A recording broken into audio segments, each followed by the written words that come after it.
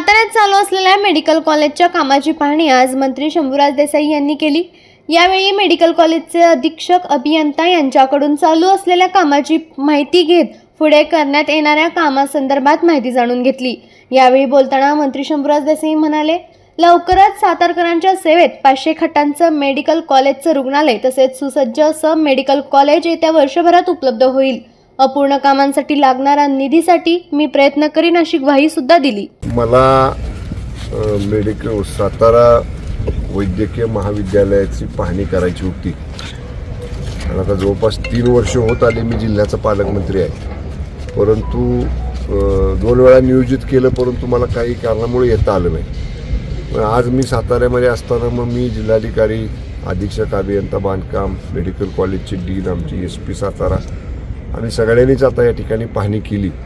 एकूण परिसर आणि पहिला टप्पा, दुसरा टप्पा 493 कोटी रुपये पहिल्या टप्प्यामध्ये आणि जवळपास 250 कोटी रुपये दुसऱ्या टप्प्यामध्ये, अशा 2 टप्प्यांमध्ये ह्या सगळ्या वैद्यकीय महाविद्यालयातल्या कॉलेज इमारत, हॉस्पिटल इमारत, दवाखाना इमारत, हॉस्टेल, अधिकारी आणि कर्मचाऱ्यांची निवासस्थानं, कॅन्टीन, सगळ्या सुविधांच्यासाठी हे प्रशासकीय मान्यता मी आज पाहिलं।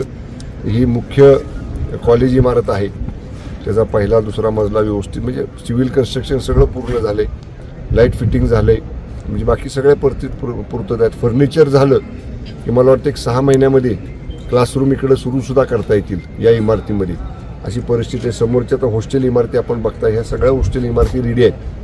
त्या हॉस्टेल इमारतीमध्ये काही ठिकाणी मुलं राहायला लागलेत, काही ठिकाणी 2-3 गोष्टी आहेत। मुख्य मेडिकल कॉलेजची जी मेडिकल हॉस्पिटलची जी इमारत आहे, 100 बेडेड हॉस्पिटल, त्याचं काम सुरू आहे। 500 बेडेड हॉस्पिटल, त्याचं काम सुरू आहे आणि त्याला मी आमच्या अधीक्षक अभियंता बांधकाम त्यांच्याबरोबर पण बोललो आणि जी काम करणारी एजन्सी आहे त्यांच्याबरोबर पण बोललो। त्यांनी गती घेतलेली आहे, पण थोडी काय देयकं लवकर जुनी मिळाली पाहिजेत असा त्यांचा आग्रह होता। तर मी मुंबईला गेल्यानंतर माननीय मुख्यमंत्र्यांच्या बरोबर, उपमुख्यमंत्र्यांच्या बरोबर चर्चा करतो आणि त्यांची प्रलंबित देयकं दिली तर ते म्हटले आम्ही वर्षभरात तुम्हाला ती पुढचं हॉस्पिटलची इमारत सुद्धा पूर्ण करून देऊ।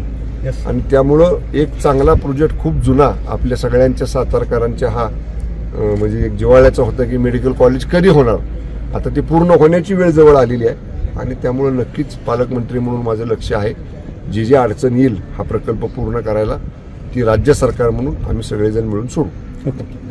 आपल्या तालुक्यातील जिल्ह्यातील बातम्या सर्वप्रथम पाहण्यासाठी आजच सातारा न्यूजला YouTube चॅनलवर सबस्क्राईब करा, लाईक करा, शेअर करा आणि बेल आयकॉन प्रेस करायला विसरू नका।